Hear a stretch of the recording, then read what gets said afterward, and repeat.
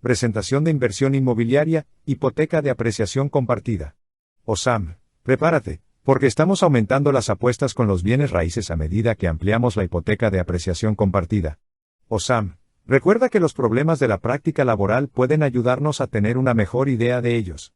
Tenemos problemas de práctica relacionados con ellos. También hay que tener en cuenta que cada vez que estamos viendo algo que va a ser una desviación de la norma, y en este caso, la norma es un préstamo hipotecario de tasa fija a 30 años, entonces queremos pensar en eso como la línea de base en nuestra mente, y pensar en cuáles son las diferencias a partir de ahí que nos facilite construir sobre los conceptos que ya sabemos que vamos a hacer referencia a Investopedia siempre que tenga definiciones que estén relacionadas con la inversión. Investopedia es un lugar al que puede ir para continuar su investigación. Por lo tanto, la hipoteca de apreciación compartida o SAM, S.A.M., el prestatario o comprador de una casa, comparte un porcentaje de la apreciación en el valor de la vivienda con el prestamista. Esa va a ser la idea básica. Por lo tanto, podría imaginar un tipo de situación similar en la que el propietario entra o el comprador pide un préstamo. El comprador dice, oye, realmente me gustaría obtener una tasa más baja o un pago más pequeño. Y hemos hablado de algunos ajustes que podrían ocurrir, ajustando parte del riesgo del prestamista al prestatario para que eso suceda, que podría ser una tasa ajustable en el brazo, o podría tener un ajuste del pago, un PL, una M, o ahora pueden imaginar una situación en la que el prestamista está diciendo, hola, me gustaría obtener una parte de la apreciación en la propiedad. Siendo esa la idea general, creemos que el valor de la propiedad va a subir, porque la propiedad normalmente sube, y si nos da una parte de ese aumento en el valor de la propiedad, entonces posiblemente podamos darle términos más favorables, posiblemente tasas más bajas, pagos más bajos.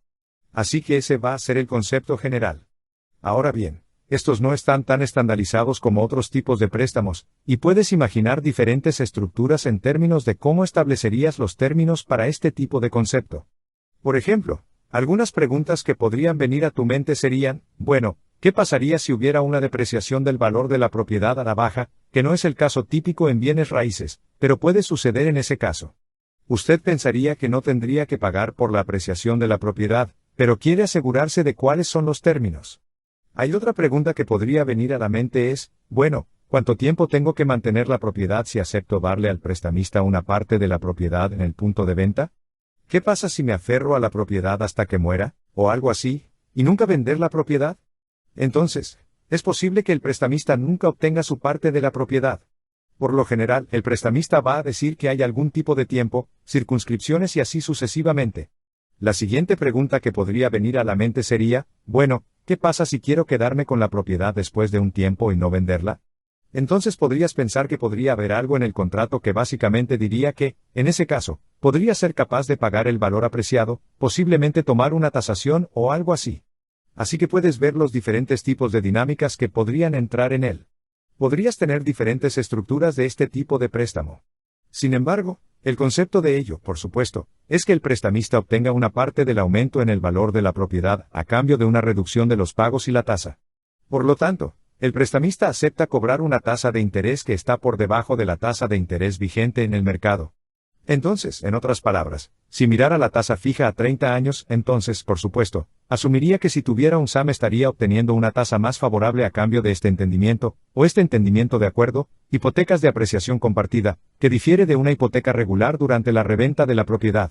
Así que la mayor parte, si nos fijamos en los cálculos, es mucho más simple en términos de pensar en cómo construir una tabla de amortización, por ejemplo, que algunos de los otros tipos de préstamos, como un ARM o un PAM. Lo que significa que la construcción real de la tabla de amortización será sencilla, similar a 1 a 30 años, porque la tasa generalmente será fija, así como el saldo y así sucesivamente. Así que va a ser un proceso bastante sencillo.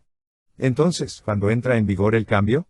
En este caso, va a entrar cuando vendas la propiedad, por lo general, porque cuando vendes la propiedad, es cuando te vas a dar cuenta del aumento del valor de la propiedad, si lo hay, y ahí es cuando le deberás al banco, no solo el préstamo que aún tienes en el punto de venta, sino su parte de la apreciación para ganar o aumentar el valor de la propiedad.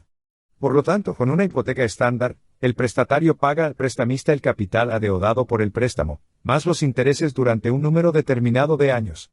Entonces, si se trata de un préstamo estándar a 30 años, un préstamo a plazo, una tasa fija, entonces normalmente simplemente paga el préstamo. Por supuesto, estás pagando los intereses y el capital del préstamo que el prestamista te devuelve. Su capital, más los intereses, que son sus ganancias por sus esfuerzos. Cuando el prestatario vende la casa, las ganancias de la venta se utilizan para pagar la hipoteca si todavía hay un saldo adeudado al banco. En otras palabras, si tienes un préstamo a 30 años, solo un préstamo estándar, y lo vendes después de 15 años, por ejemplo, por lo general todavía tendría un saldo de préstamo en pie y, por lo tanto, cuando vendiera la casa, tendría que tomar las ganancias de la venta y pagar la parte del préstamo que aún no se había pagado, y el resto sería básicamente sus ganancias. Y luego calcularía sus impuestos y ese tipo de cosas también, entendiendo que las hipotecas de apreciación compartida continuaron con un SAM. El prestatario se compromete a dar una parte del valor apreciado de la casa al prestamista cuando el prestatario vende la casa, además de pagar la hipoteca.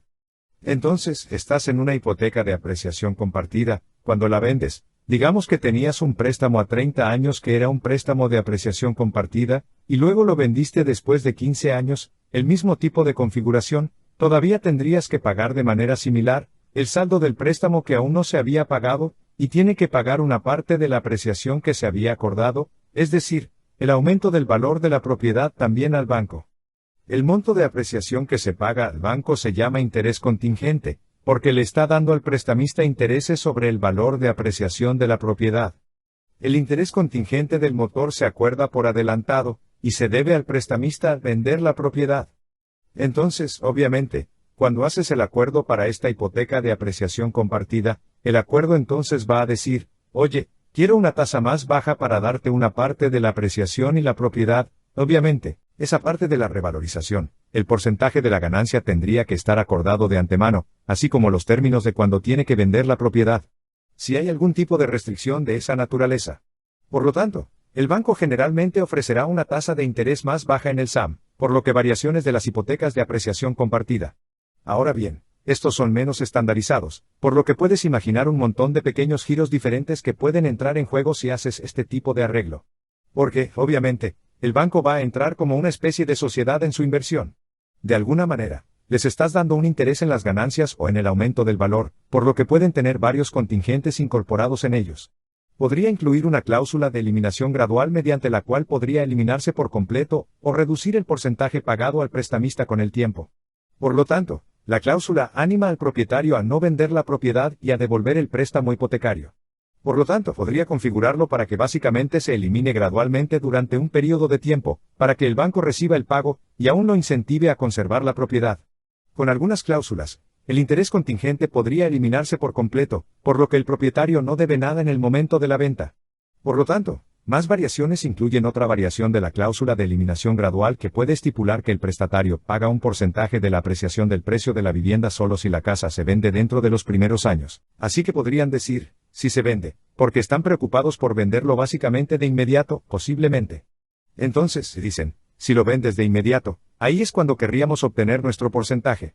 Un plazo típico de eliminación gradual estipularía que el 25% de la apreciación del valor se pague al prestamista si el prestatario vende dentro de los 5 años, por ejemplo. Entonces, ¿qué pasaría, como en la práctica? ¿Cuándo se pueden utilizar este tipo de hipotecas? Ahora recuerde, si usted es un comprador de vivienda, está comprando la casa para vivir, entonces probablemente esté buscando cerrar durante los 30 años.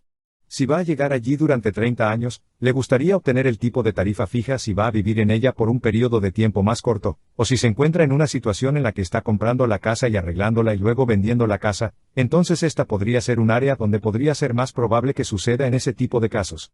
Por lo tanto, a veces se usa con inversores inmobiliarios y volteadores de casas. Los flippers son aquellos inversores que compran y renuevan una propiedad con la esperanza de obtener beneficios. Entonces, estás haciendo el tipo de situación invertida, esa podría ser una forma de obtener esas tasas más bajas por adelantado, y tener la ganancia compartida posiblemente comiendo las ganancias, pero al mismo tiempo posiblemente reduciendo el riesgo de quedar atrapado en algo así como un brazo o algo así, porque el riesgo relacionado, por supuesto, a una tasa ajustable o algo que se va a ajustar con la inflación, es la situación, si estás volteando o algo así, que el mercado de la casa realmente baja. Así que ahora tienes la casa posiblemente cayendo y quedando bajo el agua, por ejemplo, y el valor de la casa es menor que el valor del préstamo, y luego tienes la inflación subiendo al mismo tiempo, de modo que tus pagos suben, y se quedan atrapados en ese tipo de situación. Así que eso es una especie de riesgo para algunas de las formas convencionales de tratar de tener un corto plazo. Préstamo con la tasa flexible o ajustando el saldo con la inflación. Por lo tanto, Un SAM, el SAMS para aletas, tiende a funcionar mejor en un mercado inmobiliario en alza. Sin embargo, este tipo de préstamo hipotecario a menudo tiene un límite de tiempo en el pago del saldo. Así que, en otras palabras, de nuevo, el banco va a querer decir, oye, no puedes quedarte con la propiedad como si fuera una eternidad y nunca devolvernos el dinero, ¿verdad? Es posible que tengan que poner algún límite sobre cuándo quieren que se les pague, se les devuelva, etc., lo que de nuevo podría llevar a esa situación en la que, ya sabes, si hay una recesión en el mercado de la vivienda o algo así, es, por supuesto, cuando las personas que están en el mercado y hacen el tipo de cosas que están en el mercado podrían ser atrapadas. ¿Derecha? Debes asegurarte de que estás planificando de alguna manera contra la que te estés protegiendo. Estás haciendo una planificación a largo plazo a la que podría sobrevivir de vez en cuando, esa caída que ocurre en el mercado de la vivienda que podría ser, por supuesto, catastrófica, dado el hecho de la cantidad de inversión que se realiza cuando se trata de bienes raíces. Por lo tanto, las propiedades que no se venden antes de la fecha límite generalmente tienen un refinanciamiento del saldo restante a la tasa vigente en el mercado. Otro uso de la hipoteca de apreciación compartida es cuando un préstamo hipotecario supera el valor de la vivienda. Entonces, si el préstamo hipotecario es más alto que el valor de la casa, en otras palabras, está bajo el agua. Una hipoteca bajo el agua puede ocurrir si la caída del mercado inmobiliario disminuyó después de la compra de la vivienda. Así que, de nuevo, esa sería la situación en la que el mercado de la vivienda baja. Ahora, normalmente, uno esperaría, en condiciones normales, que diría, oye, bajaron un 20% o algo así. Por eso el banco cobra ese 20% de enganche, porque esperan que si el mercado de la vivienda baja, no va a bajar del 20%, pero es posible que, por supuesto, eso suceda. Y, por supuesto, puede haber situaciones en las que se haya depositado menos dinero, etc. Así que terminas con esta situación en la que el préstamo es en realidad más alto que el valor de la casa. El banco podría ofrecer una modificación del préstamo para reducir la deuda hipotecaria para que coincida con el valor de mercado más bajo de la vivienda y devolver el pago. ¿Podría el banco pedir que el préstamo se modifique a una hipoteca de apreciación compartida? Uno esperaría que, si hubiera una recesión en el mercado como esa, entonces, posiblemente, si tocamos el suelo, tal vez el precio de mercado volvería a subir en algún momento. Y si ese fuera el caso, una hipoteca de apreciación compartida podría ser una forma de remodificar el préstamo posiblemente y hacer feliz a todos, aún así dándole al banco la parte de la acción en el aumento, cuando el préstamo vuelve a subir, o los bienes raíces, debería decir el precio de la propiedad, el sector inmobiliario vuelve a subir. Yo